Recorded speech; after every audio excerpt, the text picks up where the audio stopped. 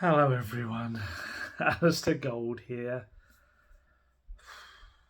Honestly, I might as well do just a continuous live stream of these things because there's always something happening at Tottenham, and unfortunately, it's rarely good. So, I was holding off a little bit to record this one because I figured what was going to happen, and it did happen. Cristian Stellini has departed Tottenham Hotspur, along with the rest of the Italian contingent. That includes Gianni Vio. I know some people have been asking about whether he's like separate and sticking around. From what I understand, he's not. The Italian influence has gone. I'm trying to think if there's anyone. Poor old Destiny Udogi is going to turn up in the summer. Like, where is everyone? Every Italian person that, that would have been there when he signed has now left the club. Oh, I'm sure everyone else will make him feel at home. But yeah. Honestly, I'm trying to even think where to start. We've got so much to discuss, so strap yourselves in. I think we have to start with the statement itself that has arrived as Daniel Levy names his 2000th person in charge during his tenure. I'll tell you what, I'm just going to read it out first. It's very short. It's only like about 3 parts. And then we'll delve into it. We'll dissect it. We'll probably overanalyze it, but there you go. Dear all, Sunday's performance against Newcastle was wholly unacceptable. It was devastating to see. We can look at many reasons why it happened, and whilst myself, the board, the coaches and players must all take collective responsibility, ultimately the responsibility is mine. Cristian will leave his current role along with his coaching staff. Cristian stepped in at a difficult point in our season, and I want to thank him for the professional manner in which he and his coaching staff have conducted themselves during such a challenging time. We wish him and his staff well. Ryan Mason will take over head coach duties with immediate effect. Ryan knows the club and the players well. We shall update further on his coaching staff in due course. I met with the player committee today. The squad is determined to pull together to ensure the strongest possible finish to the season. We're all clear. We need to deliver performances which earn your amazing support. Coys, common new Spurs, Daniel. So, there's only 3 parts, but there's a lot to pick from that. We'll go with kind of pros and cons. So, in the pro column, Daniel Levy finally accepted responsibility for something. However, technically says, ultimately the responsibility is mine. Okay, fair enough. You're admitting that you made another managerial decision that did not work out. Okay, get that. Unfortunately, the very next line is, so ultimately the responsibility is mine. Cristian will leave his current role along with his coaching staff. Most people, when claiming responsibility, their next line is not who is going to be the fall guy for that responsibility.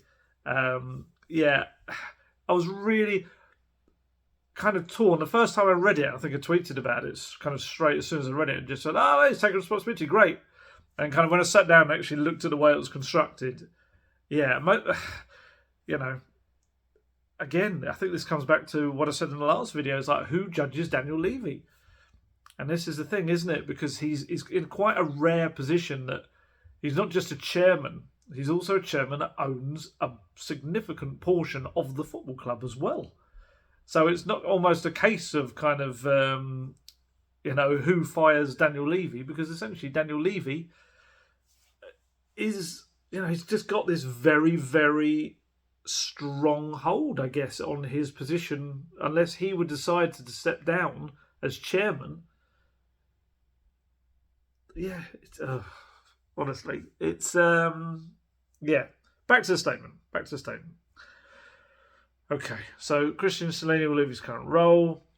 So the responsibility is mine, but other people are going to carry the can for it. I'm not. I don't know. I might be wrong, but I think when you're under fire, and lots of people, probably a growing number of people, are not delighted with you. I don't know whether signing off Daniel It's difficult. I feel like that's maybe a point where I'm overanalyzing a bit, because you could say it the other way. If he'd said, your chairman, Daniel Levy, everyone would have said, oh, it's so formal and rubbish. And I guess he's tried to be more conversational at it and be one of them, or one of us, one of everyone. But obviously, I don't think many people would see that. Okay, so that's that. The player committee bit is interesting. So from what I understand, player committee, it's very similar to the leadership group you've probably heard me speak about. So from what I understand, it contains Kane, Lloris, Dyer and Højbjerg as the senior figures. And this is a bit of a curveball one. And it surprised me when I found out just before I was doing this video. I'm pretty sure that Oliver Skipp is actually also involved. Obviously, he's only 22 years old. So out of all the names you probably would not expect. But from what I understand, I think he is part of that. Whether that is an aspect for a voice for the younger players, perhaps, I don't know. Whether it is also a kind of display of the way he's seen in the dressing room as a kind of a growing influence. I certainly know he had his say at half-time yesterday, but we'll come to that a bit later. But yeah, because I knew it was Kane, Lloris, Dyer and Højbjerg. I thought maybe Ben Davies would be in there now, but I'm told he's not part of that leadership group or player committee, as they call this. But yeah, interesting one. I've heard that Oliver Skipp is. Whether he's certainly, I know, has been involved in some recent meetings. But yeah, it surprised me when I heard that. I'll be honest. You know me, I'm followed Skippy for a long time throughout his academy career, and obviously I, praise his virtues and kind of say what he's got to improve on. I did not expect that we would be talking about him as a member of this kind of player committee. But I guess maybe you've got to represent all sides. I don't know. Whether he was in it for this Daniel Levy meeting, I couldn't 100% tell you, but I certainly understand that he is part of this committee on the whole during the normal season. Yeah, I mean, God, we haven't. All I've got in the back of my mind when I'm talking about this statement is the absolute atrocity, horrendous horror show performance of Sunday that I really want to dive into as well. It's almost like Spurs have decided, no, we're going to throw in another thing we've got to talk about as well. So all the Italian lot gone, Gianavio gone, included in that. Player committee speaking to Levy. Cristian Stellini gone. Obviously, just a word on Cristian Stellini. I do feel from a bit, I know he instantly was getting smashed because of he was just, seen as Conte's right-hand man. Well, he was Conte's right-hand man, and he was seen as just being a continuation of him, which, of course, again, that's Levy's decision. That was something he decided to do, which, has proved to be the wrong decision. I do feel that he was, if you'll pardon the pun, hamstrung by injuries. I do think any changes he would have wanted to make were limited by the options that he had. It really shouldn't have made the change yesterday, but we'll talk about that as well in a minute. See what I mean? I just want to desperately dive into this absolute madness that I've never seen in my life before. But ultimately, with Stellini, he just came across as a good guy. I know, obviously, he's got the past with the match-fixing ban and everything, but as a person, you can only take them as you find them. And for me, I just found him to be a very kind of decent human being in the way he dealt with us, the way we dealt with him, and it seems to be the impression that all the players get from those around the players as well, and anyone that works in the club, that he was just a good guy. Just unfortunately, it was just too big for him, the job. It just was. Especially the situation he was in and trying to not be Conte's, just kind of, the Scooby-Doo meme where you take the hood off and it's, or the face off, the mask, and it's actually Conte underneath, Didn't want to be seen as Conte's puppet, but then also has a lot of respect for a guy that he's worked with for 2 decades and will be probably joining this, next season in whatever role he's in as well. So,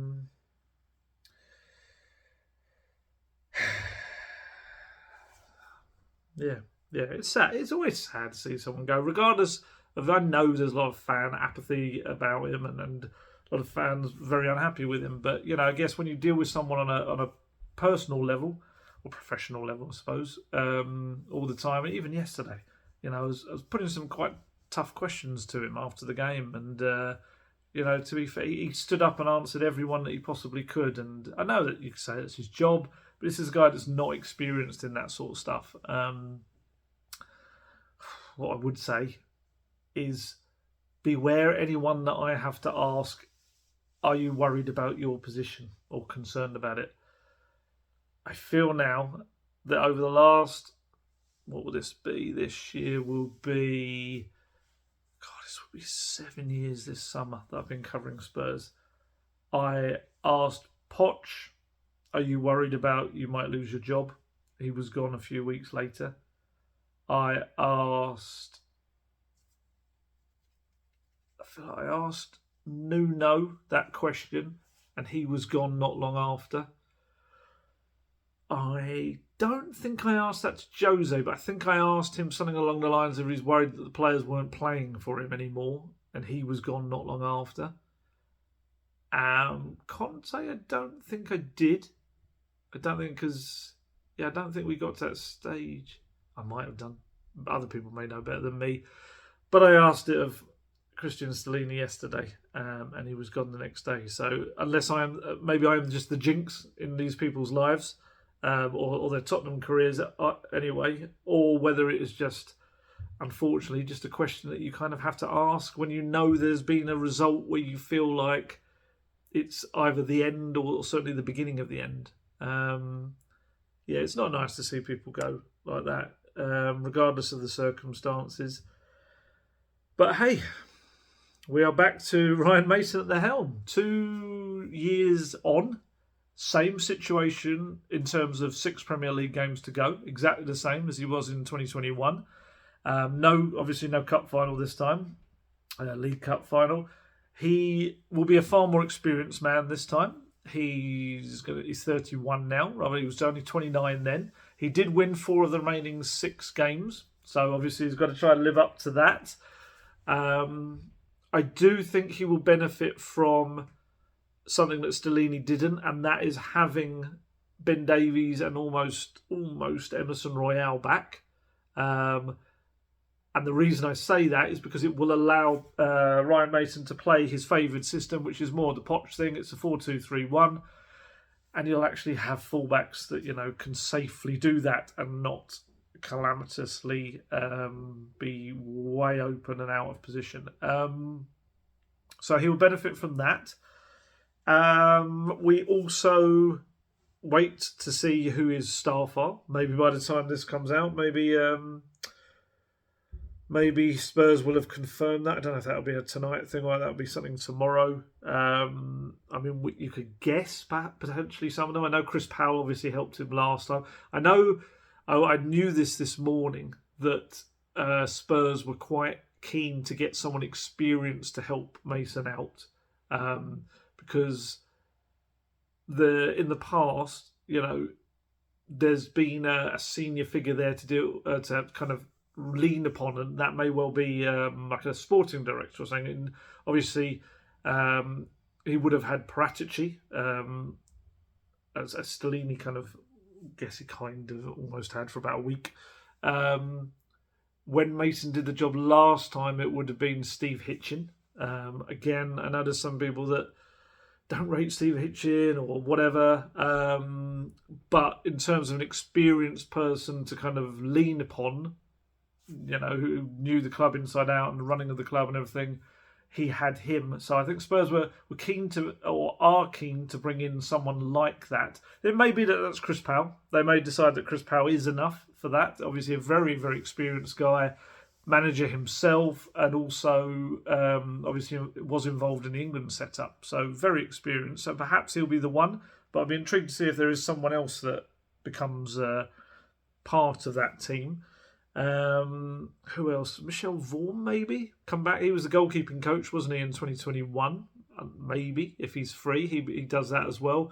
And I was trying to think what curveballs would be in there. Maybe you've got Yaya Toure and Jermaine Defoe there. Differing levels of coaching experience. I think Yaya Toure maybe has done his A licence. I feel like Defoe is on his B licence and working towards his A licence. So whether it's too early for them, I don't know. Obviously, they're working with the academy right now. There's a lot of good coaches in the academy. Whether it's close to the end of their seasons, whether it's too close to kind of bring some of them up, I don't know. I think Perry Suckling helped with the goalkeeping coaching as well. Maybe that was before Vaughan came in, or maybe after as well.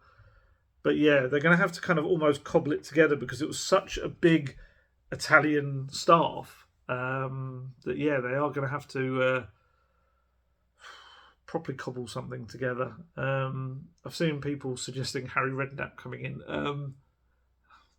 Personally, I wouldn't be a huge fan of that. I know there's a lot of fond memories of Harry Redknapp. I don't know whether he'd be able to step back and be a kind of a guiding figure at this point, and whether he'd even want to do it, I don't know.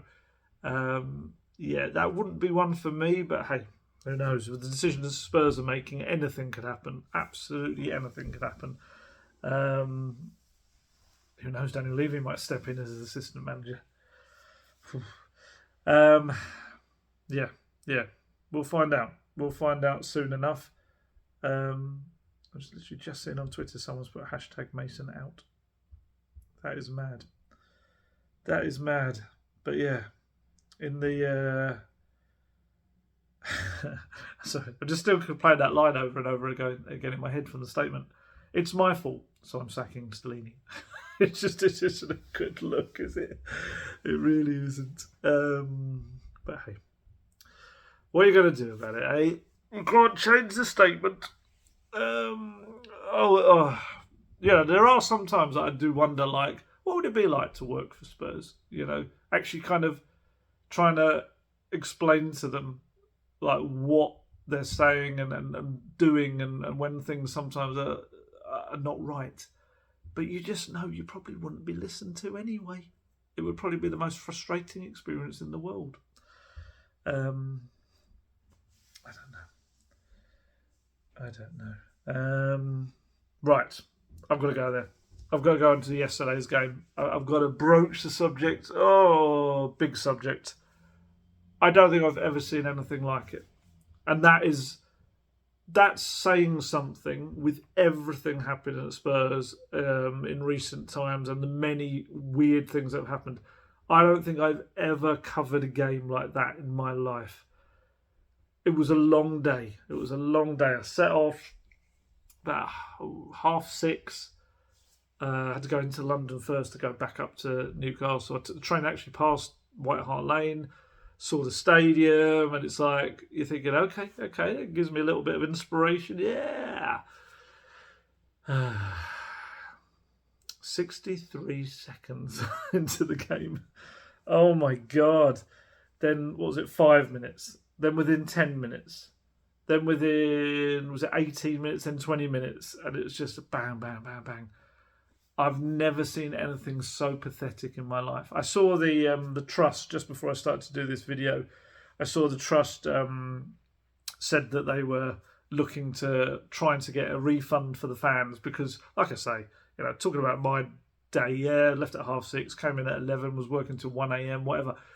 That pales in comparison with the fans because the fans pay to go up to do that as well. I am paid to go and do that. I used to be someone that would pay to go and do stuff like that, but now I'm in a very fortunate position that it's not coming out of my own time or money, whereas for them, fair play to them, because I met so many of them yesterday and spoke to so many of them.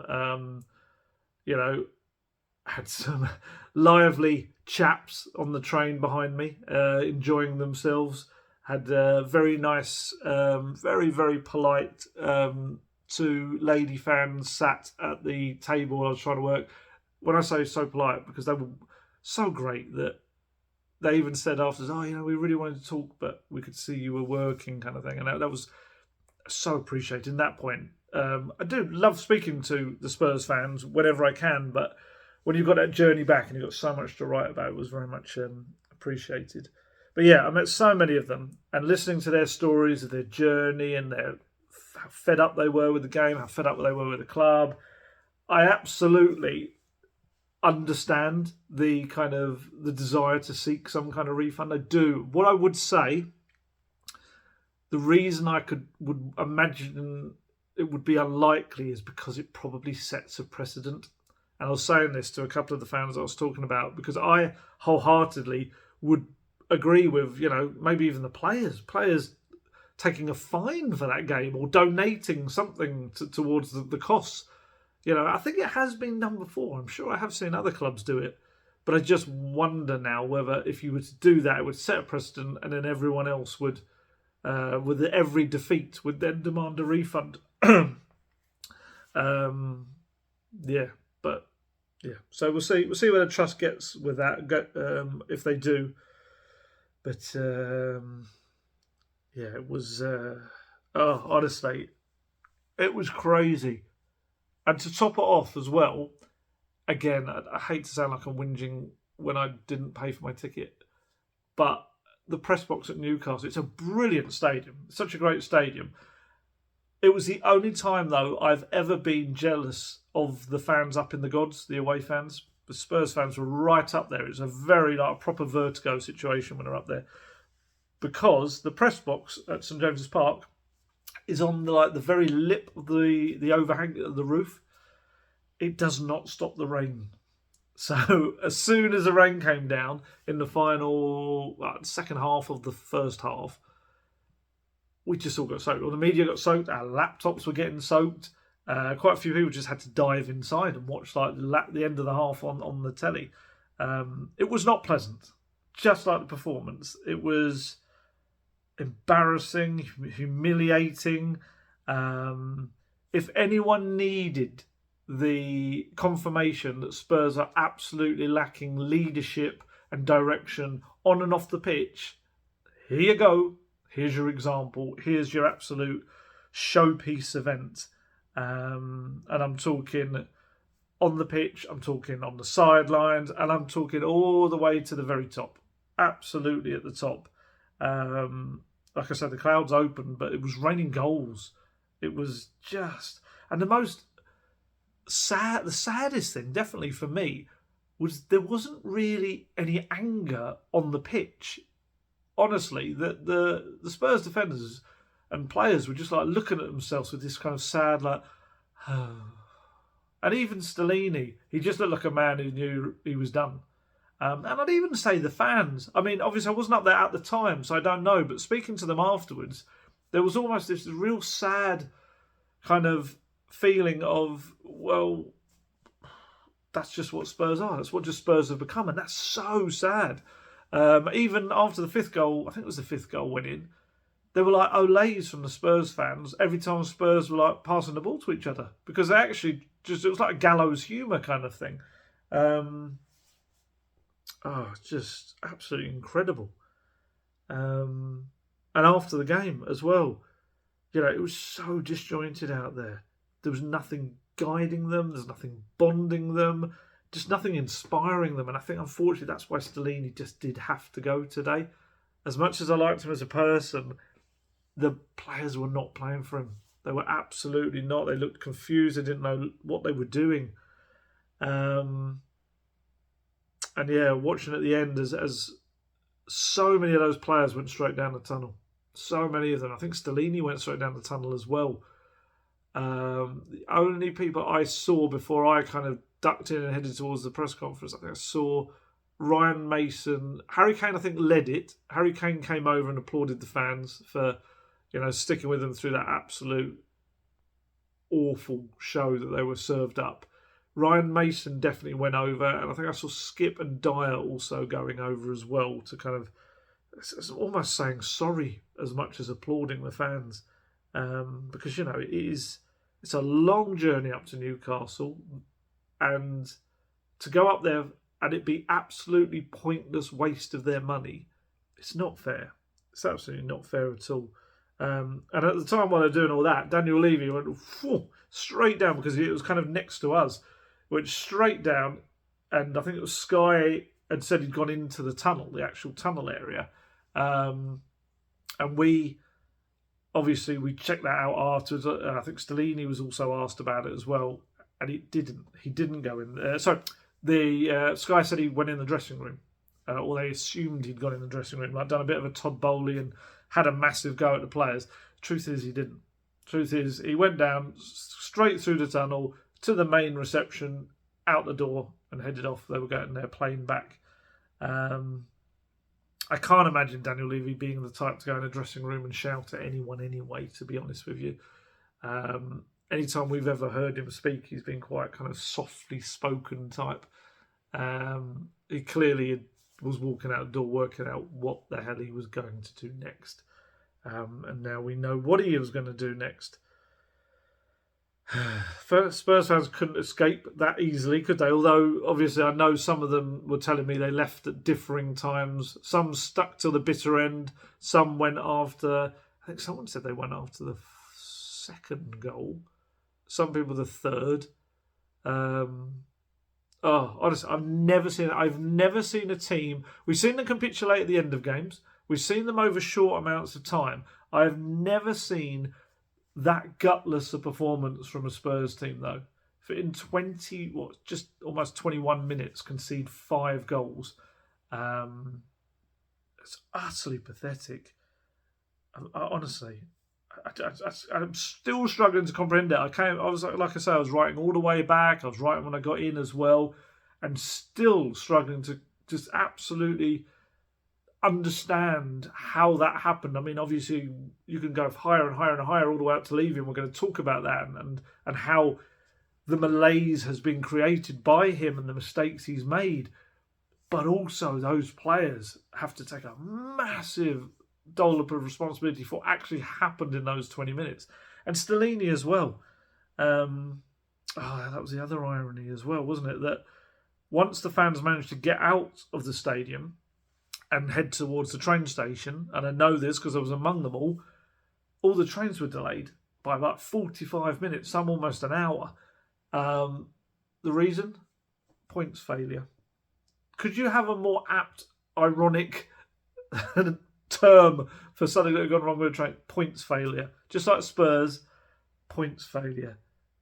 Just incredible. And it was quite interesting because before the game as well, we saw the Newcastle chairman head up, Yasser Al-Rumayyan, and he's going up and walking it because they have to walk past the fans to do it. He's shaking hands, he's having selfies, and half expected someone to kind of hand him a baby and he'd hold the baby as well. And could you have a more contrasting chairman right now than with Daniel Levy? Honestly, can you imagine Daniel Levy walking up past all the fans to get to his seat?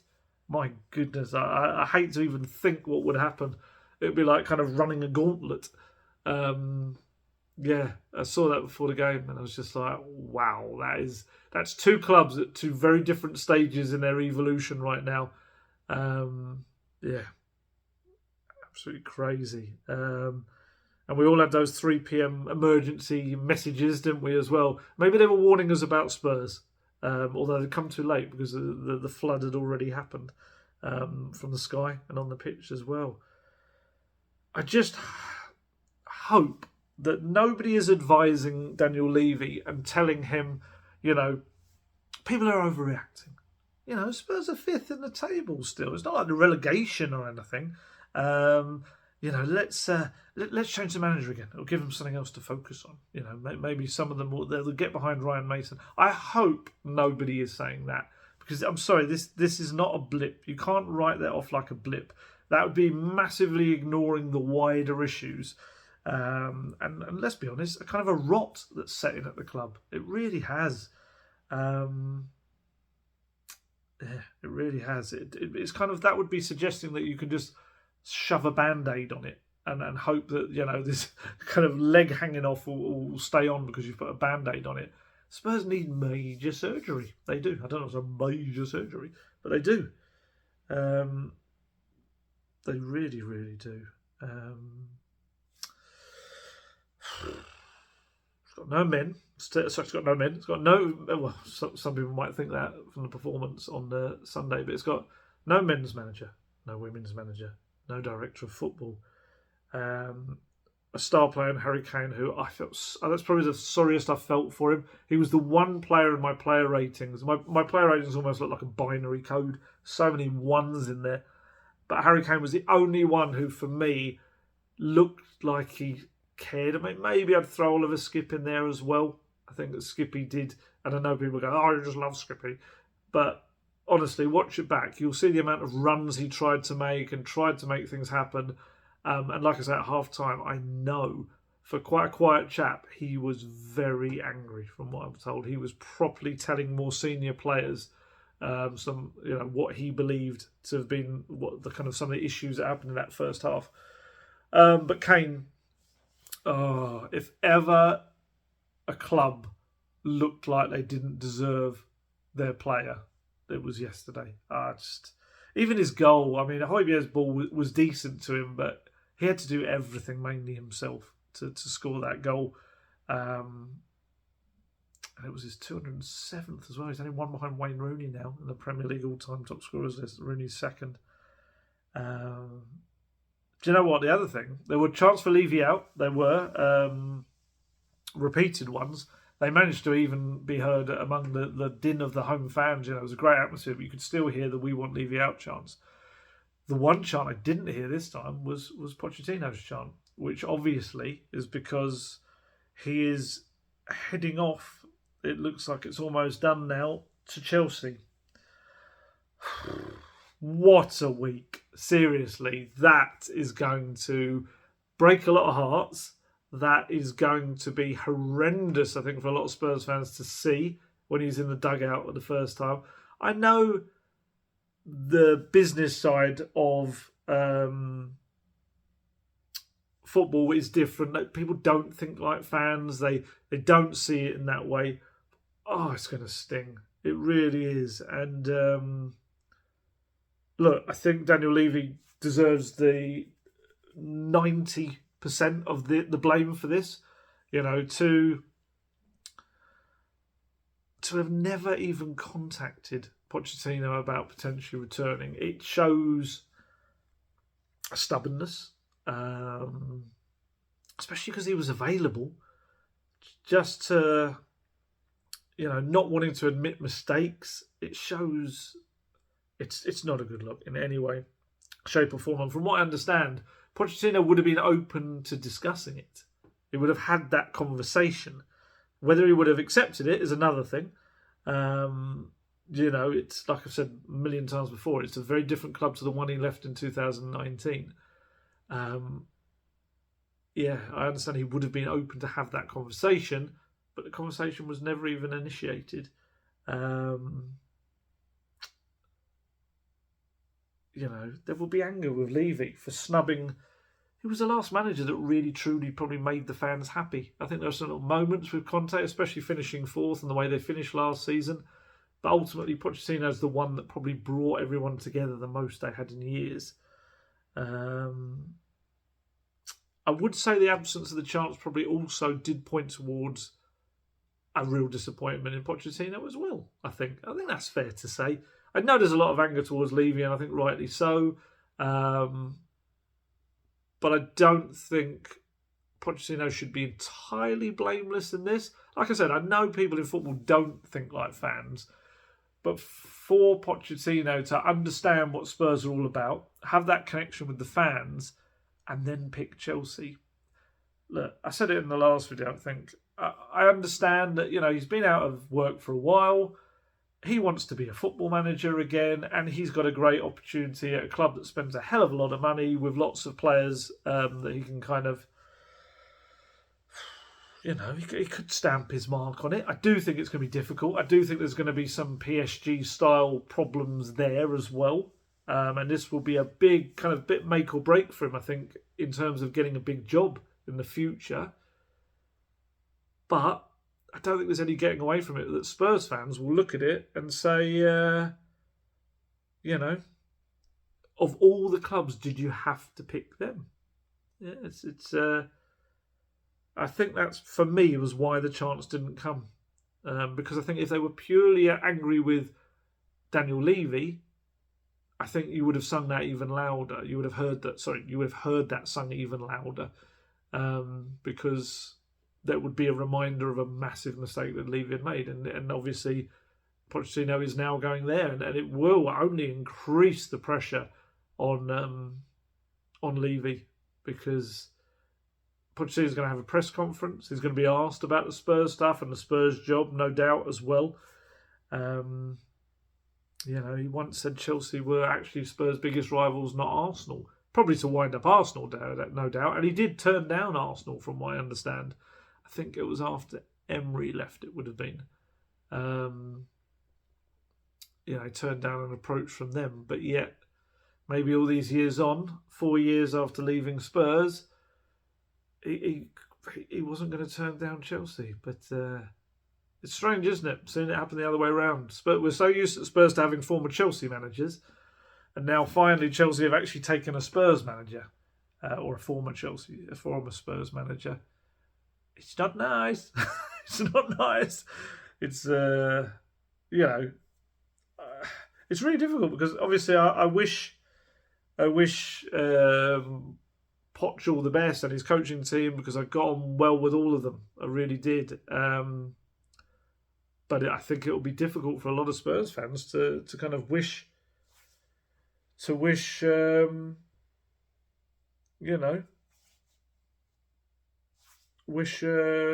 just looking again. Balaguer had just tweeted something that had popped up about Pochettino and Spurs being in different places right now. I'm not entirely sure I agree with that, but hey. Yeah, I'd be interested to see. Like I said, I looked at a lot. I asked you in the last video, I asked for comments underneath to what people would thought, who they're blaming, Levy and Pochettino. I'd say it felt like about 70% Levy, 75% maybe, and the rest Poch. I think there was a general feeling of Levy has allowed this to happen, but there's still a disappointment that Poch has made this decision. I think that would probably be the overriding emotion. Who knows, being a former Chelsea manager, it might open the door to eventually becoming a Spurs manager again, because Spurs do lack a Chelsea manager. The scary thing for me is the scenario, obviously, Spurs could have if they don't tie Harry Kane down to a new contract in 12 months or so, just over 12 months next summer. Could he end up at Chelsea with Poch? Now that would be... if one wasn't crushing enough, to join Pochettino, that would be a tough one. Is it different for a player than it is for a manager? Would Harry Kane do that? I'm not even going to talk about that now. That's for another day. Hopefully, never another day. But yeah, I don't even want to go there. I want to go back to the match. Let's go back to the match. Let's get out our thoughts, because that's horrific. So Pochettino, we've done him. Let's talk about his not successor, but the man who is no longer acting head coach, Cristian Stellini. So he made the decision to go with that back four. Ironically, it was kind of what everyone or people wanted the back four, not particularly in that shape or form. I said, I think in the last video, that was not the kind of way to do it. You would not have even Perisic in a back four. He's not a left back. Unfortunately, they went with it. It was like, I don't know whether it was just a last gasp attempt to kind of appease the fans from Stellini and prove that he wasn't like a Conte, wasn't the puppet master behind him. I don't know. I don't know. But even Perisic, a winger turned wing back as a left back, was horrendous.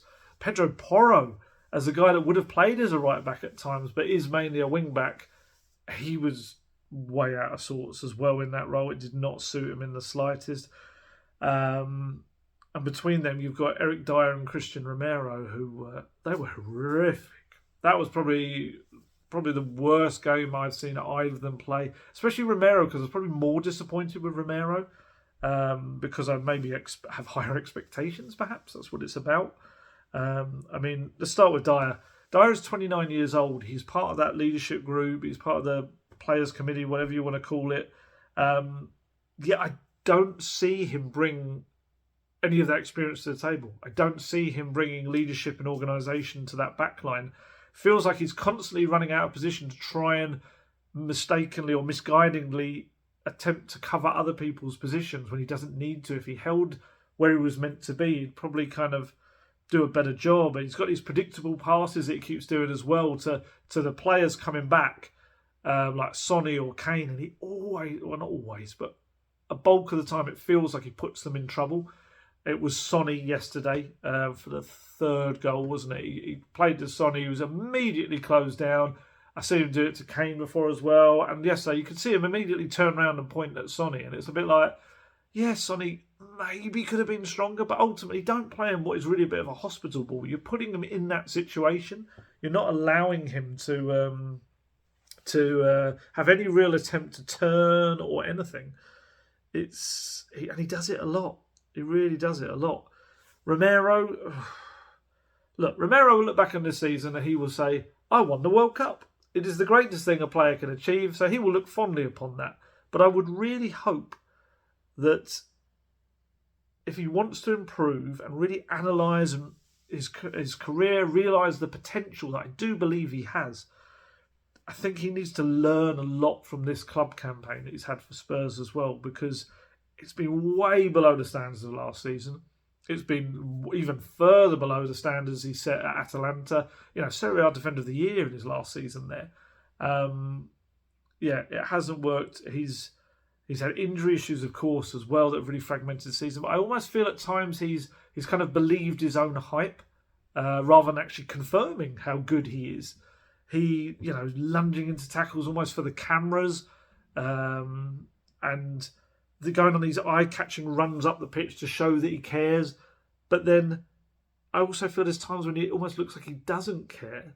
Like yesterday, that first goal was it Joe Linton breezed past Porro, and then Romero just did the most pathetic attempt for a guy that is obviously so tough and willing to throw his body into situations and lunge in. He just kind of limply lifted his foot up a little bit. It was like, ugh. And just Joe Linton went by, had the shot. Lloris pushes it out, and of course there's Jacob Murphy, who Perisic just completely lost. Had no idea where he was, Perisic. And Murphy slams it back past Lloris. And for the second goal, Romero again switched off. He didn't realise Joe Linton was behind him. He kind of does this weird, like almost ducks when the ball's coming, and it goes through to Joe Linton, who scores. And he ran right in between Dyer and Romero. It was really, really, really poor. Then the third one was Murphy's kind of rocket of a shot, which came from Dyer's poor pass and Sonny not being able to keep it. Nobody closed him down, though, for the shot as well. That's worth saying as well. And then, obviously, Alexander Isak. 2 quick-fire goals that kind of felt like they went through Lloris. They were... Yeah. Look, I really... Spurs were horrendous, but I also want to give credit to Newcastle. They played some terrific football. It was some of the passing moves, the ball from, who was it played the ball? Was it Willock? I think it was Willock. Hit the curling outside of the football into the path of Isak. Brilliant pass. And I thought the move for their 5th goal was a lovely move as well. Honestly, Eddie Howe's done a fantastic job there. I think I said it in the last video. He's doing terrifically. Again, this won't be an update for you later, unless some people might not keep an eye on the under-21s. I watched the first half of this before I started to do this video. So Spurs under-21s, before I forget, beaten Chelsea 3-0. A little bit of a positive way. Lucas Moura scored, very deflected free kick. Romain Mundle scored a lovely goal just before in the second half. First half. Did a bit of pressing, won the ball back, cut inside, smashed it into the roof of the net, and then Iago Santiago scored it in the second half. So that's a big 3 points for them because they're properly in trouble at the bottom. So yeah, Wayne Bennett's side, that's a really good performance just when they needed it. But yeah, back to less positive things. And the irony was, it kind of just before the 5th goal, Stellini had tried to go back to a back 3 and he'd put Porro. I think Porro was on the right of the 3 with Kulusevski. It would have been in the right back position, a right wing back position. But yeah, they still come apart and scored at fifth. And then he brought on Davinson Sanchez for Pape Matar Sarr. The irony is, obviously, Davinson Sanchez booed like anything last week. This week, he's probably the best defender. I think he probably was. They definitely tightened up going back to the back three. I mean, look, don't get me wrong, Newcastle did step down the gears, but I actually thought Davinson Sanchez came on and played quite well. He dealt with everything that he needed to.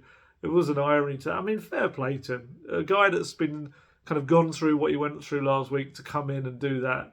I know it's easier when you've seen everyone else absolutely making a pig's ear out of it and being 5-0 down, but still, yeah, fair play to him. Poor old Pape Matar Sarr had to walk off as well after just 23 minutes.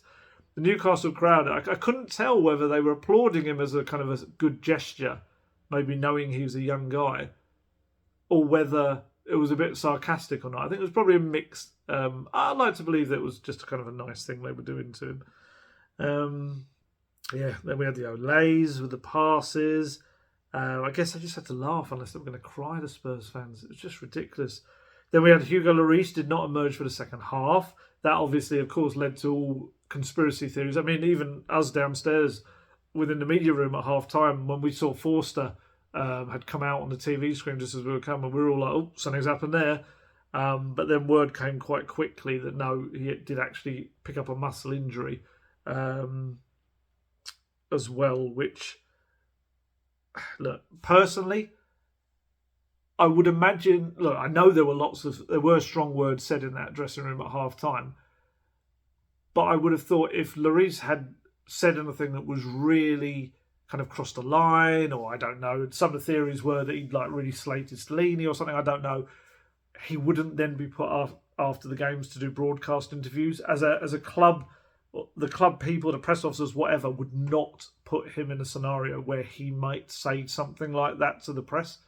I think he did Sky, BBC, probably would have done radio as well. So you would not put him up there. That's not something he volunteers to do.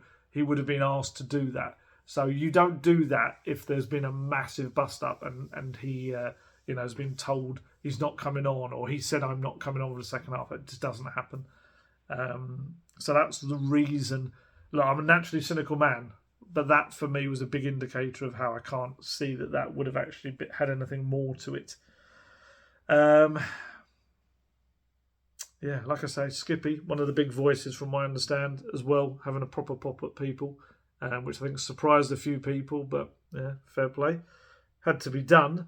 So I've got Lloris quotes to Sky Sports. He did confirm about the hip thing, the muscle thing. He said, it doesn't sound good. It's a muscle around the hip. I felt something on a long kick and it doesn't sound good, but we'll see tomorrow and after 2 days with a scan.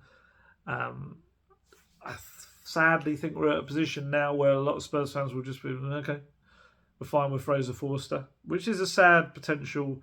You know, maybe the end of Lloris. Who knows? He might end up heading off in the summer. He might have had enough. Might be part of the kind of the rebuild that's going to happen this summer. Or he might stay. There might be a handover period with whoever Spurs, they are going to try and sign his long-term replacement this summer. Maybe there is a handover period. But yeah, I just think it's sad that we've got to this point now where nobody's particularly bothered, which is a shame after everything he's given to Spurs over the years. But unfortunately, his performances are not really justifying the desperate need, I guess, to keep him in the team. So what else did he say? He said, it's very embarrassing, the performance. And the first thing is that probably we should apologise to the fans that travelled. Unfortunate use of probably there. I've seen other interviews where he didn't use probably. I think that's maybe just a turn of phrase in the, speaking in English, not his natural thing. I'm going to give him the benefit of the doubt. Probably we should apologise to the fans that travelled, all the fans that watched the game. Obviously, we didn't show a great face today. I think we could not match the performance of the Newcastle players. We were late in all the aspects of the game and we completely missed the first part of the game. Obviously, the second half is another story, but it's really painful today. It's not even about tactics, because he was asked... I think he was asked about tactics. It's not even about tactics. We could not fight. We were late in all of the aspects. In Newcastle, they had a great performance. They were very aggressive. Offensively, every time they got the ball, they were looking forward. It's difficult right now to analyse and assess the performance. It was lacking in pride. to concede 5 goals in 20 minutes. You can get punched once or twice and you can concede, but on the pitch it was something strange. We could not even react. We could not even bounce back into the game. Newcastle deserve a lot of credit. They started the game at 100 miles an hour and they were very dynamic.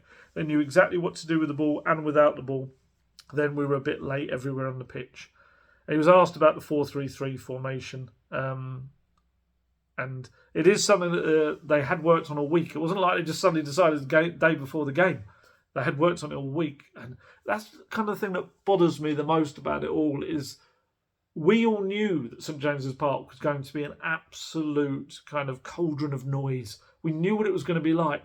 But the Spurs players looked like, what is this? It's like, how are they not prepared for that? How are they not? They did. It looked like they had no idea that was coming, or the way that Newcastle would come at them. They were so all over the shop. It was embarrassing. There's no other word for it. But yeah, Lloris didn't want to blame it on the 4-3-3. He said, we can try to find excuses and try to analyse, but the first thing I think is we missed the fight. In football, if you go on the pitch without a desire to show aggression, to win duels and the battles, it makes things very hard. You have to be very good with the ball technically and tactically. It was a big mess on the field. And he would not accept it was kind of put to him, how about everything off the field? With no manager, no director of football, everything. And he said, look, we cannot hide ourselves behind the club's problems. We're players, we're professional. Every time we go on the pitch, we try to deliver the best, but today there was too much lacking in all the aspects. It's just a difference in level today between Newcastle and Tottenham. Now there are two other very difficult games in the week, and we have to bounce back as a team. It was almost like his Zagreb one when he came out after that, but it wasn't quite as... It was more shell-shocked, this one, I'd say, more than anything. Yeah, and to be honest, Stellini was never going to survive it. It just wasn't, unfortunately. It was... His appointment was one of convenience for Levy. It really was. Some might even suggest, it's just a way to save some money. Just keep him on. Don't have to pay off the contracts. They just see it out. You don't have to then hire new people on. You're going to have to, pay off all the other staff and bring in new people, which now they're going to have to do anyway, unless they just promote from within with everyone. Poor old Stellini. He just looked helpless on the touchline. It's just standing there in the pouring rain. We were quite close behind the dugouts. I could see him just turning around, and the expression on his face was just... Ryan Mason was like... This is why I'm really intrigued to see how Ryan Mason does on his own now, because Ryan Mason is always shouting on the sidelines. He's always giving his opinion. And I think now we'll get an idea of whether he was angry or felt restrained, I guess, by what Stellini and previously Conte were doing. We'll now get the chance to say, okay, like you're shouting and you've got a lot to say down there and you're angry and kind of having a real, not go at Stellini, but really kind of and talking about stuff that presumably his idea is a bit different. I don't know. And now we'll get to see exactly what his idea is and how it will work out. He will be a lot more experienced than he was 2 years ago, and he'll have taken, you'd hope, bits from Pochettino, who clearly was his real mentor. You'll see maybe little bits he saw from the Mourinho behind the scenes that he would have liked. I know he wasn't involved in his coaching staff, but he would have seen that. And Conte as well, and the good elements, see what positives he takes from all of them. But yeah, I think the only moment I saw Stellini get really angry was when, I think it was after the third goal, he called Skippy over and just started berating him and having a go about something and pointing. And Skip was a bit like, okay. It was the only moment I saw from him kind of show any real passion at all. Again, like I say, he's a really likeable guy behind the scenes, but it just wasn't enough. Not enough for the big job. Some people might argue there's never going to be anyone's enough because of the way the club's set up and run, but he could have done better. He didn't improve Spurs at all since Conte went. And look, you can't really gloss over it, but ultimately his managerial experience is a brief spell. I think it was only a handful of months in charge of Alessandria and Serie C, like the third division of Italian football. And obviously time in charge of Genoa's under-21. So this was a big ask for a guy like that. And, you could argue it could be the same for Mason, but Mason obviously kind of understands Tottenham. I don't know if that's a good thing or a bad thing, but I guess he kind of does. Those 21 minutes, though, they would have been enough to seal any manager's exit. Because, I think an under-8s coach would have been embarrassed, ashamed of being in charge of what happened then, let alone a Premier League coach. That was a team giving up. That was a team with no idea what it was meant to be doing. There was a team with no leadership, team with no inspiration, anything. Honestly, I think I'm still a bit shell-shocked. I've never seen anything like that. I've covered football at every level pretty much possible. I've seen probably thousands of matches in the flesh. I've never seen anything like those 21 minutes from a professional football team or a non-league team. Honestly, absolutely pathetic. And we did get a chance to go. I think I asked him about 4 or 5 questions. He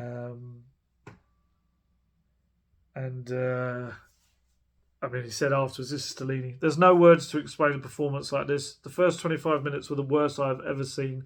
I hope that the system we changed to give us energy was the wrong decision. If it was that, it's my responsibility. We've played with 4 at the back, and if this is the mistake, it's my mistake.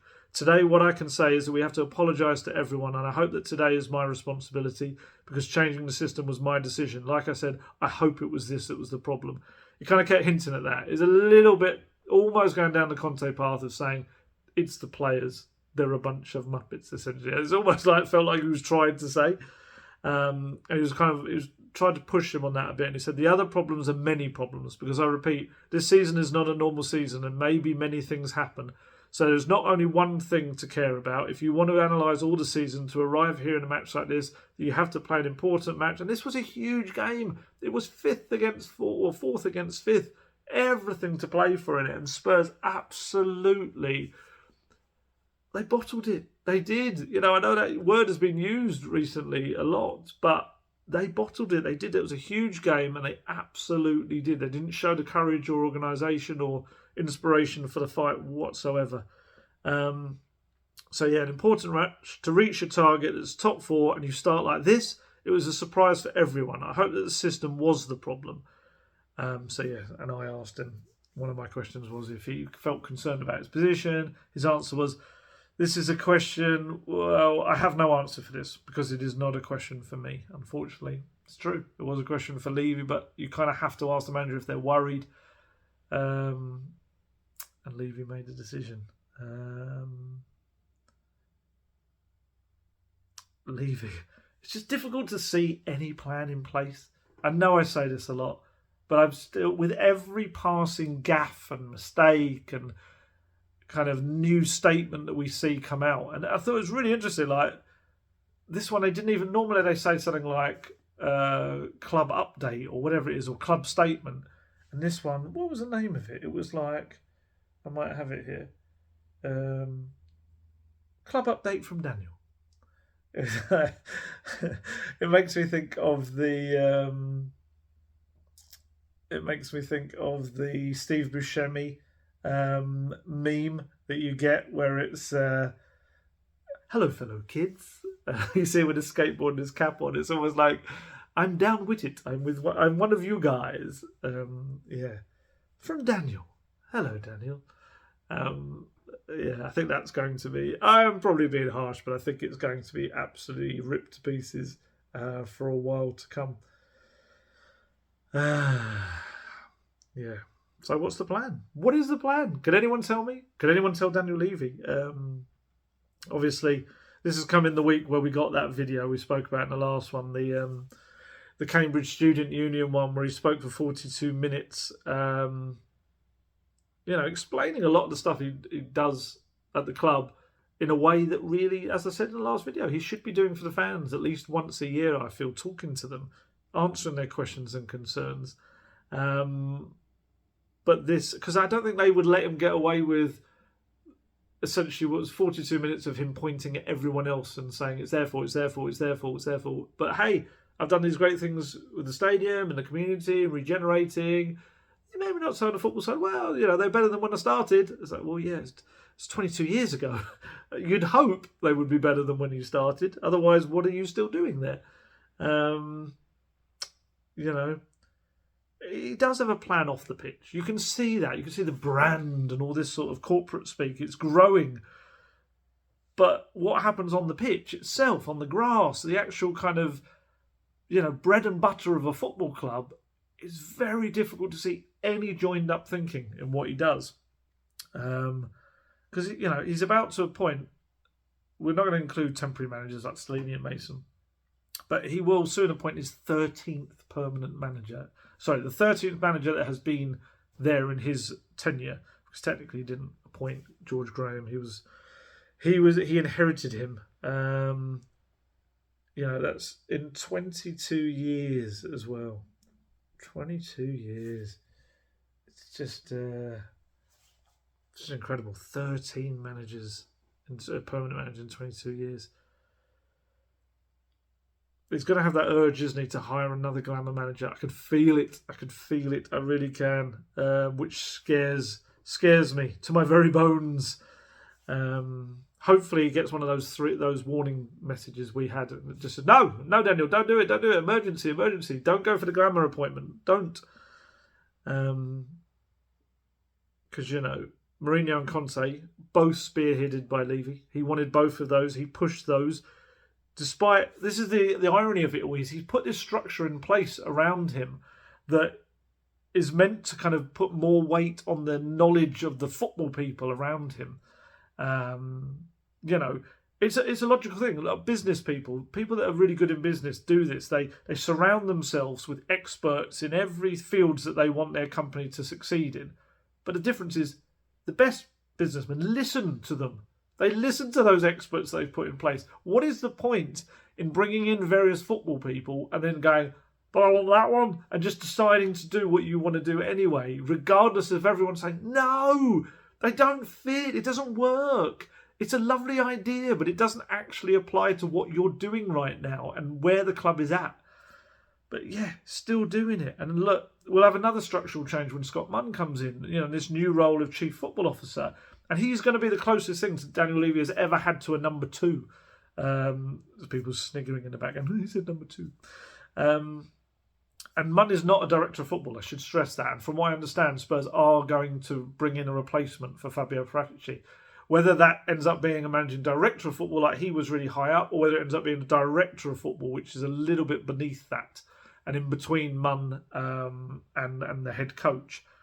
But they are looking to bring in a replacement person to replace Paratici. I can't even go back over that. It makes the decision from Daniel Levy look more and more farcical. If there's ever a shining advert for people, and do your due diligence, that is Fabio Paratici's appointment at Spurs in tenure is the perfect example of that.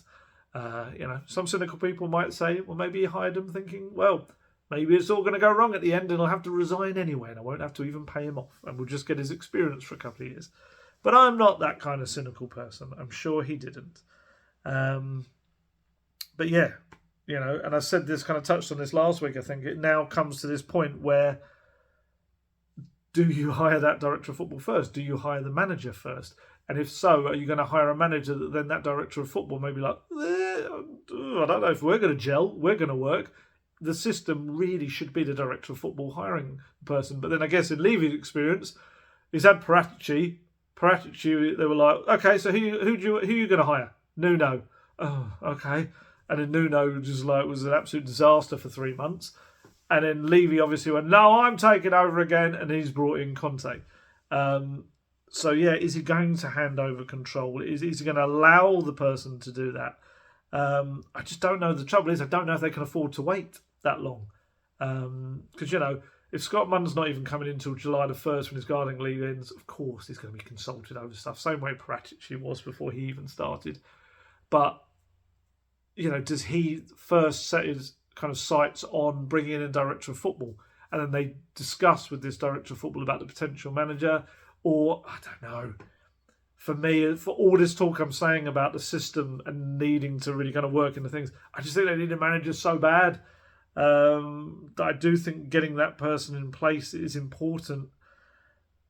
And you'd hope that whoever, if they were to hire the manager first, that they would then hire a director of football who would sit nicely within the values of that manager and future managers that they wanted to be similar to that manager, perhaps. I don't know. Joined up thinking and hope. This is Tottenham. There's not a lot of that. Oh, there really isn't. It's running very low. Whoever it is, it needs to be a new direction, a fresh direction. It needs to bring everything together again. And I don't mean just kind of in terms of the fans and the club, which definitely they do, but I also think behind the scenes as well. Because I was, thinking about this with the academy. I wrote a piece earlier, and the academy, they haven't really mirrored the first team's kind of tactics, formations. I often get people saying this to me. It's like, but why are the academy teams all playing with a back four when the first team play with a back three? And I generally think that clearly that was a sign from the whole rest of the club that they never believed that was going to be a long-term thing anyway. It's a bit like, what's the point in us training up the players to play in this formation when they're only going to be there for a couple of years anyway? Conte and his team as well. That could be the biggest indicator of that. They didn't almost want their stars of the future to learning playing in that very set way when they wanted them to be more versatile and play in the differing kinds of tactics as well. Look, any club's dream is for players to progress all the way up from the academy into the first team, and all of the best kind of academy pathways to the first team when you see them across Europe at various clubs. They're at clubs where the academy, the youth sides, the development squad, and the first team all play a really similar brand of football, similar tactics, so that let's say there's suddenly a bit of a crisis at left back, you need to bring in a left back. A left back can step in from the development squad or the academy because they know they're going to be playing very similar tactics, formation, system, philosophy to what they've been playing throughout their entire education at the club. They can just step straight into that, do what they've been doing, but do it for the first team. That's not what's been happening at Spurs, because I think Conte has been looking at them just thinking, oh, well, they're not ready for me. But then I also think probably the academy has been looking up and going, well, you're not going to play them anyway, so we might as well do our own thing and develop them in what we feel is the right way.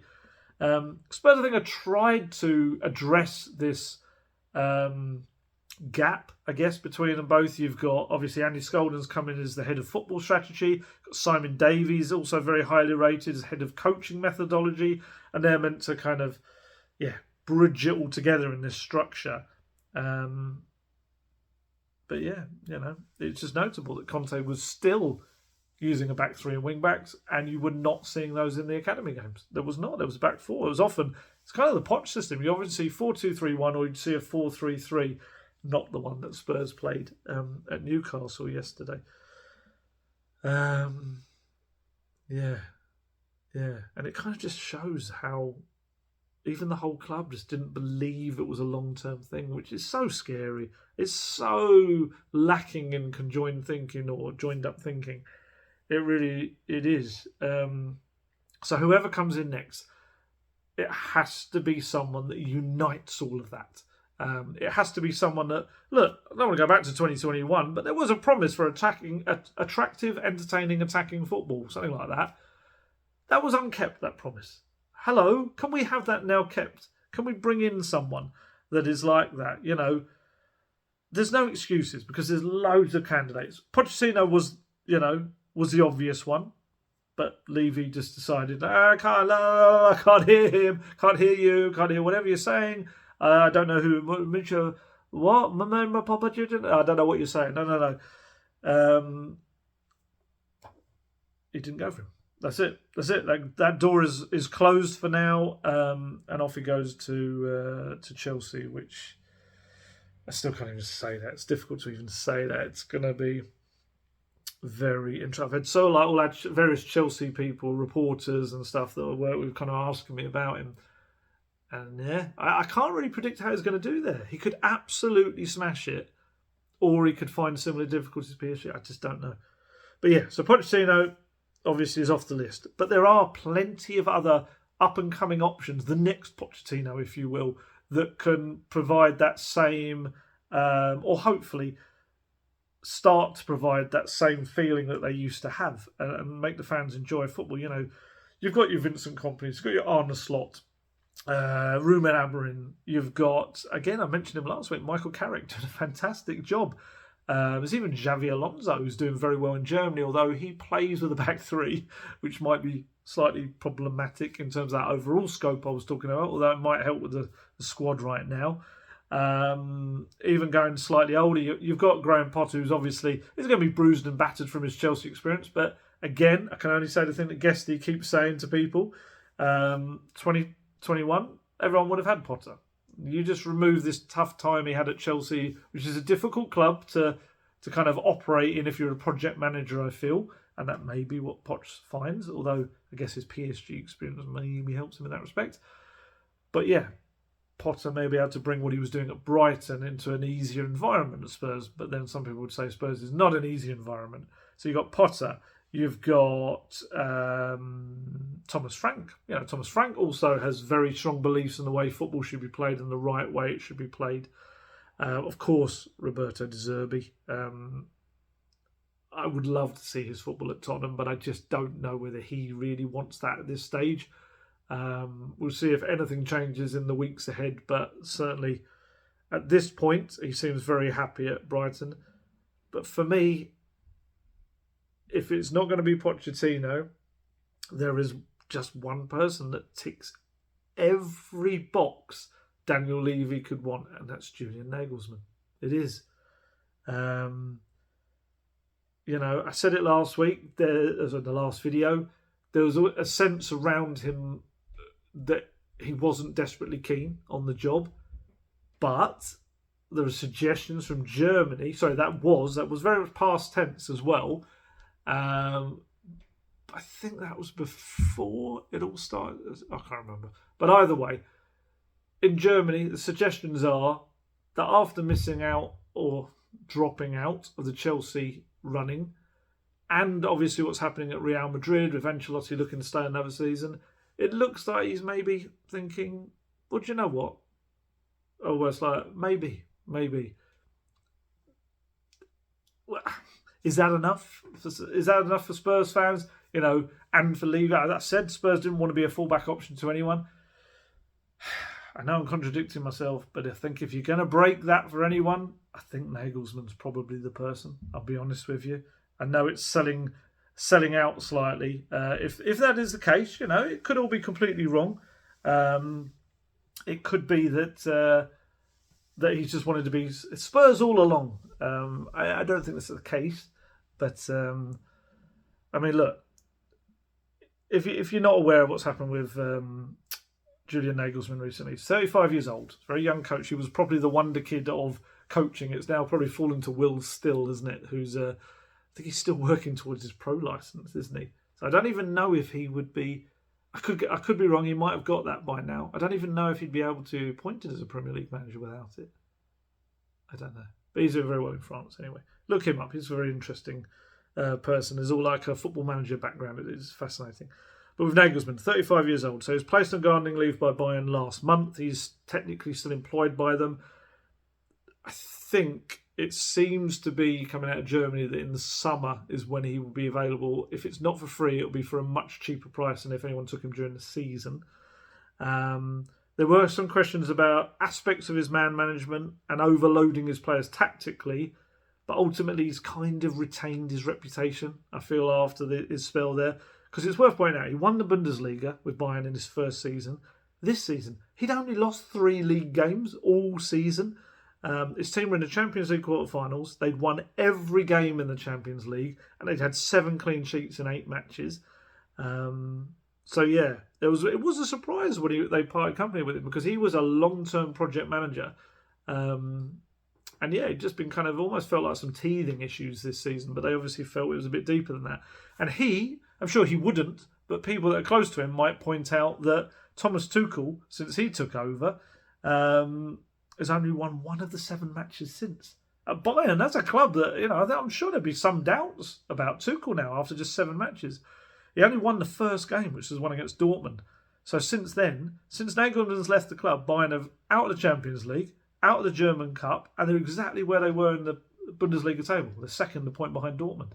So Julian Nagelsmann's probably thinking, hello? Are you really thinking I was the problem there? Yeah. And obviously, Nagelsmann has got links with Spurs before. Spurs made inquiries with his camp about him on 2 previous occasions, received both positive responses those times. First one was when Mourinho they picked instead. The second time, they kind of Bayern into the picture, and he had his heart set on going to Bayern, and then Spurs went for Nuno, as you can see. Brilliant. Just same candidate, absolutely fine.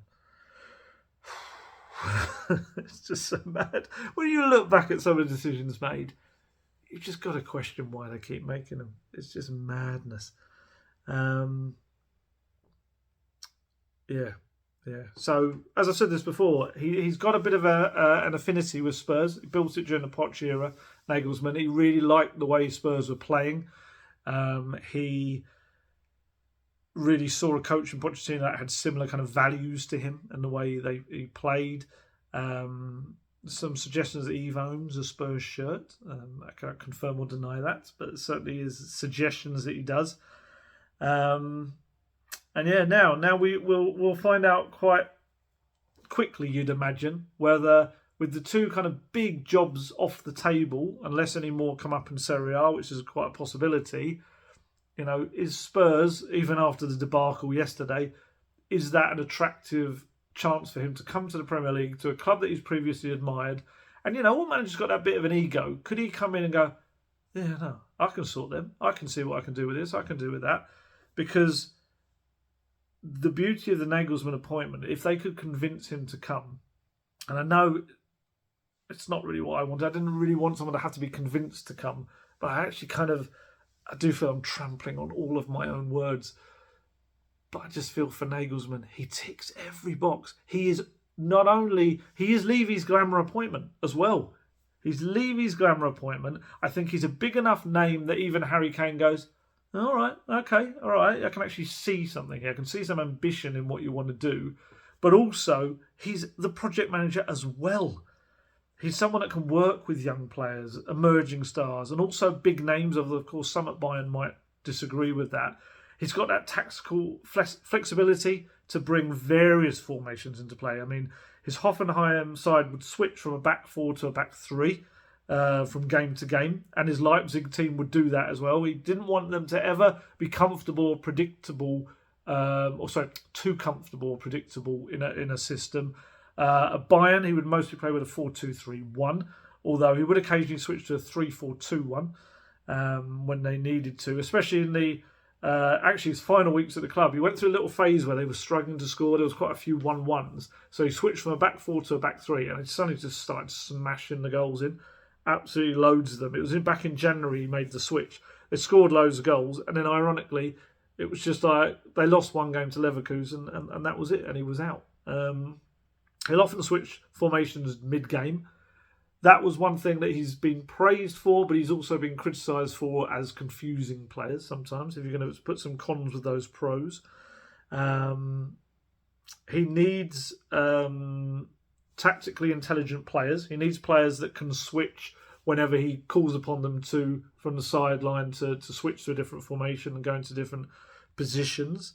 And you know what? His ability to use different formations might actually help Levy in a way with that squad.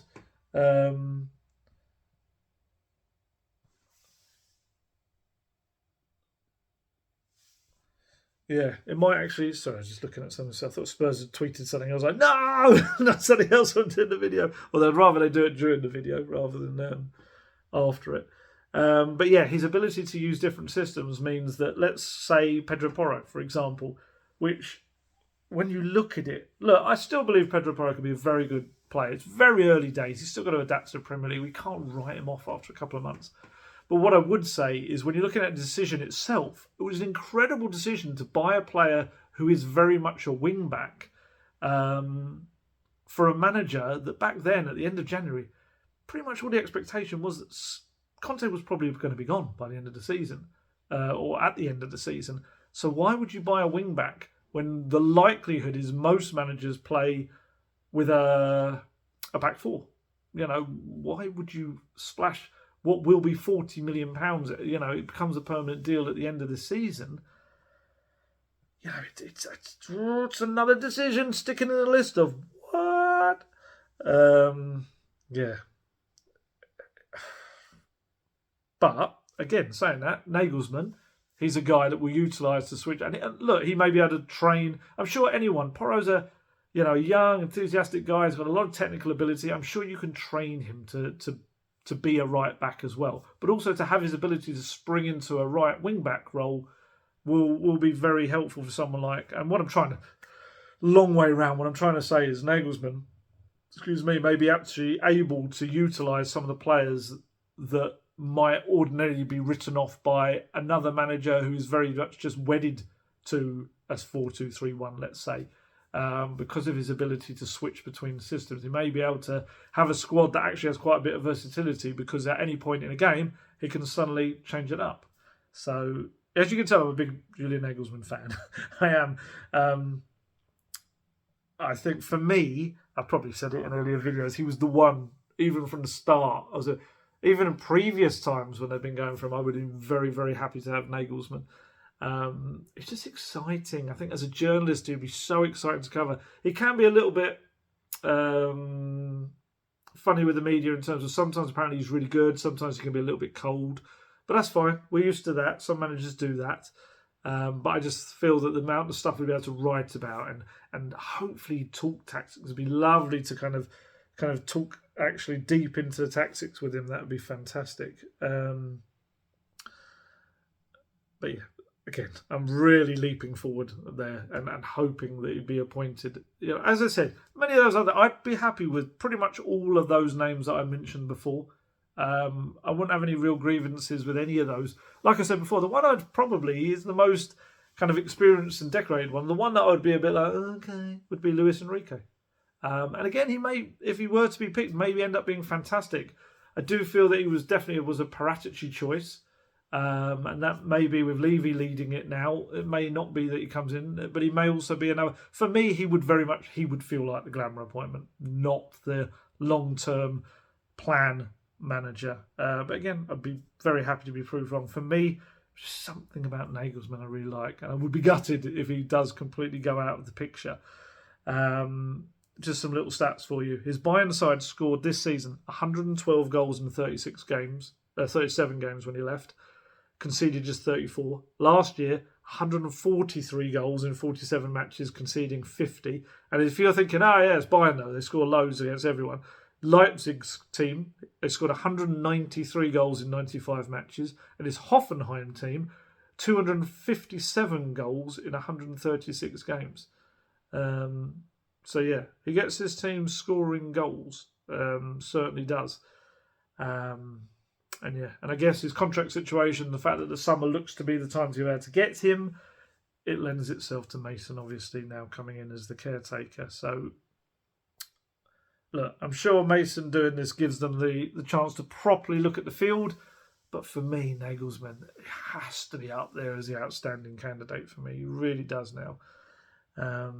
If it reciprocates any interest that Spurs have, it's a no-brainer for me. Just absolutely go for him. He should leap at that opportunity, Daniel Levy, because I do think he's someone that probably 99% of the fan base would actually be quite excited about. And if he does want to take the heat off himself, I think that would be the guy to do it, to be honest with you.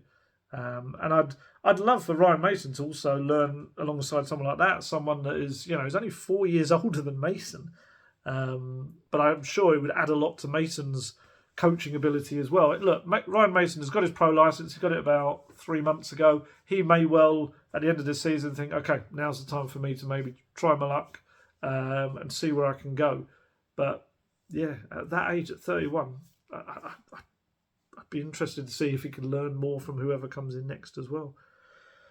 But yeah, the key thing is whoever comes in, again, I can only stress, has to be there for the long haul. Want to build something.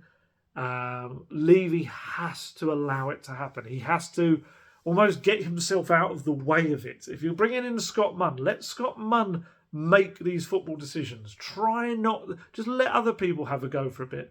He's done, terrific things off the pitch, but on the pitch there's been so many mistakes, continuous mistakes. What can be the downside from giving other people a chance to see how they would run it? I said this. I think I said this last week that you're seeing people like Paul Barber and Darren Eales that have worked underneath Levy before go to places like Brighton and Newcastle and absolutely smashing it. So why maybe learn from that, and maybe that's what he's going to do. Maybe Scott Munn is going to come in and take a lot of control. It's difficult to kind of believe because Levy himself admits, especially like the stadium's a good example. He's a man that just likes to micromanage everything. But if he were to step back and allow, what is he, 60, 61 now? 62, 61, I think. Maybe it is time to start letting other people with fresh ideas be able to run this and see kind of where it leads. Because it's going to need, patience is going to be needed.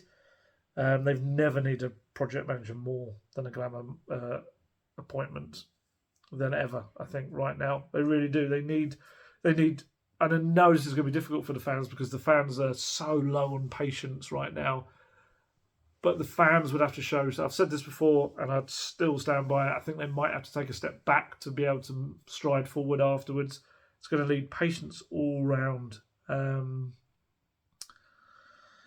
the squad needs an overhaul. Could have a new captain. Could have loads of the Conte style of and older heads as well. Kind of time for some of them to probably move on as well. We need to know what the plan is. We need to know where it is going forward. So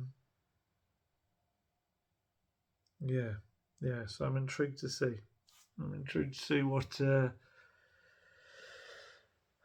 What comes next. Levy needs to just let everyone know what he's actually what's happening. What's the shape of things to come? What are we all going to expect? What can the fans expect? They're expecting them to buy their season tickets. What are they buying? What are they going to see? What is coming onto the pitch for them in the years to come? Not just in the weeks to come, but what comes next season? What comes the season after that as well? It's about accountability, and for all the talk in that statement of feeling, it's my responsibility, as he said. Kind of how do you show that? What are the consequences for this responsibility for yet another mistake being Daniel Levy's? Explain yourself. It's kind of just what you want to say, isn't it? Because I think Thursday night, honestly, he said, what did he say in the Cambridge thing? He said that he felt that he was dignified. He was remaining dignified with his silence and stuff like that. I don't think anyone beyond his very protective inner circle that he probably has around him believes that it's dignified, the lack of communication. I don't think so. And he wants communication. I think it's coming Thursday night, especially if Pochettino goes in at Chelsea as expected. Probably will be maybe announced before that. Thursday night is going to be very difficult, I think, for Daniel Levy. I think I saw some stuff about some talk about stuff off the pitch, outside the stadium that's going to happen. I think there's going to be some protests by the looks of it. But I think inside the stadium, I think there's going to be a lot of chance towards him. He's made another big mistake and he's had to try to rectify it again.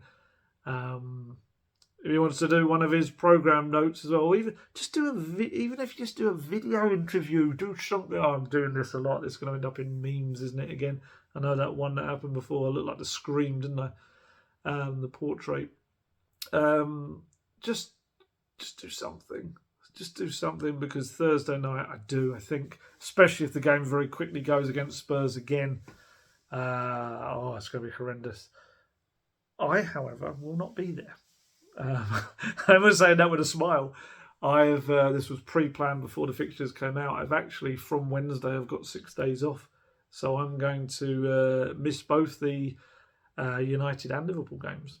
Do you know what? In any other previous season, I would be like, oh my God, I'm missing huge games. It's so bad. This might be the first time, and this is what Spurs have done to us. I'm actually not that fussed. I will find a way to watch them. Of course I will, from wherever I might be at that time. But I'm not as fussed about missing them. And I actually feel like there's probably a lot of fans are the same. Which is really sad. Again, it is really sad. But hey, I am off, so anything can happen. 6 days.